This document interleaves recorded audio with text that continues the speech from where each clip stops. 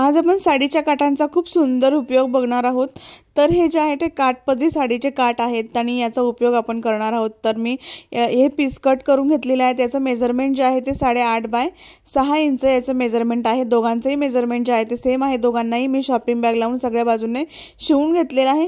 त्यानंतर मी ते 2 शॉपिंग बॅगचे तुकडे घेतलेले आहेत। याचे मेजरमेंट सुद्धा मी तुम्हाला इथे सांगणार आहे। तर 9 बाय 4.5 इंच याचं मेजरमेंट आहे। दोघांचेही मेजरमेंट जे आहे ते सेम आहे।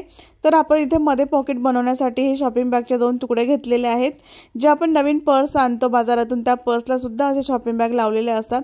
तर अशा पद्धतीने चेन घेतलेली आहे मी 9 इंचाची आणि चेनीचा सरळ भाग शॉपिंग बॅगवरती ठेवून मी ते सरळ शिवून घेतलेला आहे। त्यानंतर अशा पद्धतीने फोल्ड करून आपल्याला टॉप स्टिच करून घ्यायचा आहे।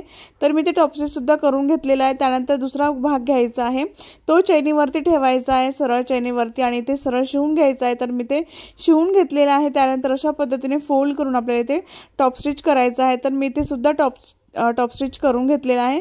त्यानंतर यामध्ये रनर टाकायचा आहे आणि ही जी चेन आहे ती 3 नंबरची आहे।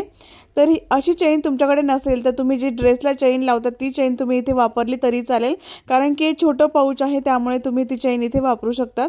तर मी ते चेनमध्ये रनर टाकून घेतलेला आहे आणि हे जे आहे ते आपल्याला मधलं पॉकेट तयार होणार आहे। तर हे जे आहे ते अशा पद्धतीने आपल्याला फोल्ड करायचं आहे।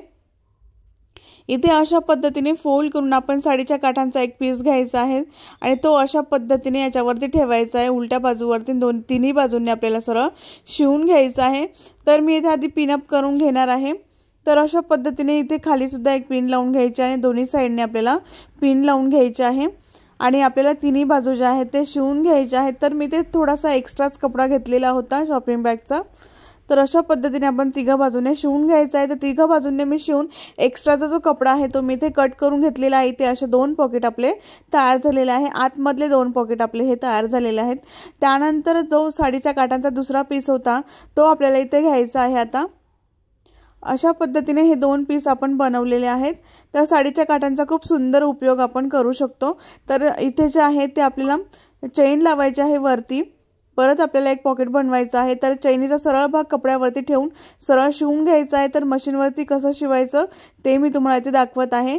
तर कपड्यावरती जे आहे ते चेनीचा सरळ भाग ठेवून आपल्याला सरळ शिवून घ्यायचा आहे आणि जिथे दाबा येईल तिथे आपल्याला चेन जे आहे ते रनर जे आहे ते पुढे सरकवायचं आहे, म्हणजे रनर जे आहे ते दाब्यामध्ये अडकणार नाही, सुईमध्ये अडकणार नाही त्यामुळे। आणि त्यानंतर आपल्याला अशा पद्धतीने टॉप स्टिच करून घ्यायचं आहे। जेव्हा पण दाबा येईल तेव्हा पण आपल्याला चेन जे आहे ते रनर जे आहे ते पुढे सरकवायचं आहे किंवा मागे सरकवायचं आहे, मग आपल्याला टिप मारायची आहे।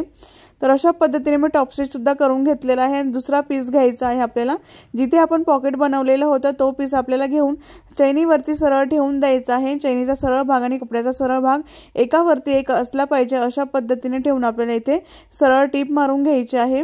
तर मी ते टिप मारून घेतलेली आहे आणि त्यानंतर आपल्याला जे आहे ते इथे टॉप स्टिच करून घ्यायचं आहे चैनीच्या बाजूला। तर असा आपल्याला एक सिंगल पीस तयार होईल। खूप सुंदर आपण वस्तू बनवू शकतो म्हणजे छोट्या छोट्या तुकड्यांपासून। तर एक्स्ट्राची चेन आहे ती मी दोन्ही बाजूने कट करून घेतलेली आहे आणि त्यानंतर ज्या साइडने आपल्याला पॉकेट जोडलेला नाही त्या साइडने आपल्याला 1 इंचावर असं मार्किंग करायचं आहे आणि ते मी एक नॉट घेतलेली आहे आणि नॉटची लांबी जी आहे ती 18 इंच घेतलेली आहे। अशा पद्धतीने आपल्याला इथे मार्किंग करून आपल्याला इथे जे आहे ती नॉट शिवून घ्यायची आहे। त्यानंतर अशा पद्धतीने फोल्ड करायचं आहे, व्यवस्थित फोल्ड करून घ्यायचं आहे आणि इथे आपल्याला सरळ टिप मारून घ्यायची आहे आणि चैनीवरती डबल टिप मारायची आहे आणि मग आपल्याला पुढे टिप मारून घ्यायची आहे। तर तिन्ही बाजू ज्या आहेत ते आपल्याला अशा पद्धतीने पॅक करून घ्यायचे आहेत। खूप सोपी पद्धत आहे, कुठेही आपण बेस तयार केलेला नाहीये। तर अशा पद्धतीने हे पॉकेट जे आहे ते दोन्ही बाजूंनी आपल्याला कोपरे जे आहेत ते कट करून घ्यायचं आहे।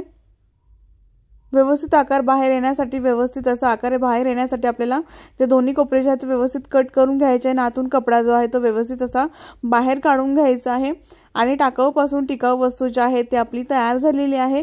तुम्ही इथून पुढे साडीचे काठ कधी फेकणार नाही तर त्याचा असा उपयोग करा। तर अशा पद्धतीने आपला पाऊच जे आहे ते तयार झालेला आहे। या पाऊचचा तुम्ही कोणालाही गिफ्ट करू शकतात किंवा स्वतः सुद्धा वापरू शकतात किंवा तुम्ही विकू सुद्धा शकतात अशा वस्तू बनवून। तर याचा उपयोग आपण कसा करायचा, तर यामध्ये जे आहे ते आपण असं छानसं पॉकेट तयार झालेलं आहे। यामध्ये तुम्ही मोबाईल ठेवू शकतात आणि असं हातात अडकवून सुद्धा तुम्ही ह्या बॅगचा असा वापर करू शकतात। खूप सुंदर पॉकेट जे आहे ते तयार झालेलं आहे। यामध्ये तुम्हाला मी मोबाईलसुद्धा टाकून दाखवणार आहे। यामध्ये तुम्ही पैसे ठेवू शकतात, बाजारात जाण्यासाठी तुम्ही या बॅगचा वापर करू शकतात। तर अशा पद्धतीने ते सुट्टे पैसे किंवा नोटा वगैरे ठेवू शकतात आणि अशा पद्धतीने मोबाईलसुद्धा मोठा मोबाईलसुद्धा यामध्ये मावेल। याच्यामध्ये 2 मोबाईल मावतील असं हे पॉकेट तयार झालेलं आहे। 3 पॉकेट तयार झालेले आहेत यामध्ये, तर हे सिंगल पॉकेट आपण तयार केलेलं आहे। खूप सुंदर पॉकेट जे आहे ते तयार झालेलं आहे, बनवायला खूप सोपं आहे, नक्कीच ट्राय करून बघा। जे साडीच्या काठापासून जे बॉर्डर असते आपली साडीची, त्या बॉर्डरपासून आपण खूप छान असं पाऊच बनवलेलं आहे, पर्स बनवलेली आहे। याच्यामध्ये तुमचा मोबाईल बसेल, पैसे बसेल। या इथे आपण मध्ये पण एक पॉकेट दिलेलं आहे, यामध्ये तुम्ही पैसे ठेवू शकतात किंवा इथे मोबाईल सुद्धा बसेल आणि साईडला सुद्धा इथे एक आणि इथे एक असं 3 पॉकेट्स आपले तयार झालेले आहेत। बनवायला खूप सोपं आहे, फक्त आपण साडीचा काठ वापरून आणि शॉपिंग बॅग वापरून आपण हे बनवलेलं आहे। तर तुम्हाला हा व्हिडिओ आवडला असेल तर एक लाईक नक्की करा, शेअर करा आणि सबस्क्राईब करायला विसरू नका। नेक्स्ट व्हिडिओमध्ये भेटू, तोपर्यंत बाय बाय।